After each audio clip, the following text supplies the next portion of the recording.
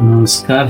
मी माधव दाभाडे, ही माझी पत्नी सीमा माधव दाभाडे. आम्ही अगोदर नांदेड येथे राहत होतो. हिला त्या अगोदर जवळपास 2020 पासून श्वास घेण्याचा त्रास होता. चक्कर येऊन पडणे, अशक्तपणा, मळमळ, उलटी, 2-3 महिने उलट्या थांबायच्या नाहीत. जेवण अजिबात जायचं नाही. आम्ही नांदेड, कंधार, बऱ्याच ठिकाणी अकोल्याला सुद्धा ॲलोपॅथिक इलाज करून थकून गेलो. शेवटी माधवबाग अकोला इथे आलो आणि आम्हाला जे अपेक्षित नव्हतं त्याच्याही पेक्षा जास्त आम्हाला इथून रिझल्ट मिळाला आणि ज्या काही समस्या होत्या त्या समस्या पूर्ण दूर झाल्या. आता माझी पत्नी, जिला जाग्यावरून उठता येत नव्हतं किंवा थोडं सुद्धा अन्न 5 ml सुद्धा पाणी तिला पचत नव्हतं, ती आता 3 टाइम जेवण करते, 3-4 किलोमीटर फिरते आणि रुटीनची जे काही कामं आहेत ती सगळे अगदी नियमितपणे करते. आणि ह्या सगळ्या याचं जे श्रेय आहे मी माधवबागचे मॅडम जे आहेत आशा मॅडम यांना देतो. आणि त्यांनी आमच्यावर हे जे काही ट्रीटमेंट करून उपकार केले आहेत हे उपकार मी कधीही हे करू शकत नाही. आणि इथून पुढे ज्यांना काही अशा समस्या वाटल्या त्यांनी ॲलोपॅथीकडे न जाता माझ्या मते